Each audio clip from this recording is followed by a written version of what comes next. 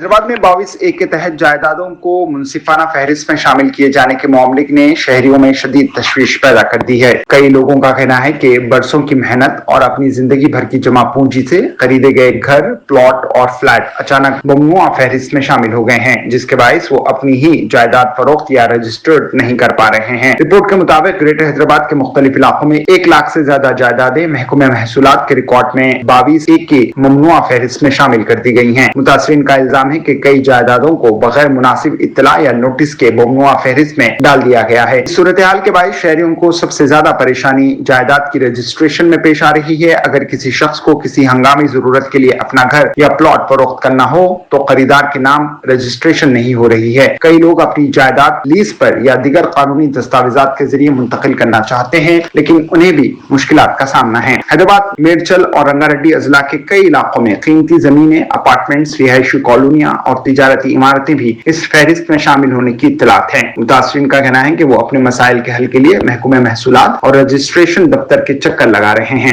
ایراگٹی کے علاقے میں واسوی، چنیریا، کلب تارو اور بیریکیڈ سیڈیڈل جیسے اپارٹمنٹ کے بھی ممنوعہ فہرست میں شامل ہونے کی بات سامنے آئی ہے۔ ان اپارٹمنٹس میں 5000 سے زیادہ خاندان رہتے ہیں۔ اس طرح یوسف گڑا کے کلیان نگر ہاؤسنگ سوسائٹی سمیت Banjara hills, film Nagar, MLA colony, بنجا کٹا، Sri Nagar colony, Jubilee hills, SR Nagar, Ameerpet اور خیرتآباد کے کئی گھروں کے بارے میں ایسی شکایات سامنے آ چکی ہیں۔ فتین نگر کے صنعت نگر صنعتی علاقے کو سابق متحدہ آندھرا پردیش حکومت نے رہائشی علاقے کے طور پر تسلیم کیا تھا، لیکن اب پورے علاقے کو ممنوعہ فہرست میں شامل کیے جانے کی شکایت ہے۔ اسی طرح اپل میونسپلٹی کے سروپ نگر اور دیگر علاقوں میں تقریباً 1000 ایکڑ زمین کے 22A فہرست میں چلے جانے کی اطلاعات ہیں۔ محکمہ محصولات کے عہدیداروں کی جانب سے کہا جا رہا ہے کہ متعلقہ زمین کی رجسٹریشن کے لیے عدم اعتراض سرٹیفکیٹ ضروری ہوگا۔ اس صورتحال کا اثر بینکوں کے قرضوں پر بھی پڑے گا۔ جائیدادوں کی رجسٹریشن میں رکاوٹ کے باعث بینک نئی جائیدادوں کے لیے قرض دینے سے گریز کر رہے ہیں۔ دوسری جانب بینکوں کو یہ تشویش بھی لاحق ہے کہ پہلے سے دیے گئے کروڑوں روپے کے قرضوں کی وصولی کس طرح ہوگی، کیونکہ جن جائیدادوں کو ضمانت کے طور پر رکھ کر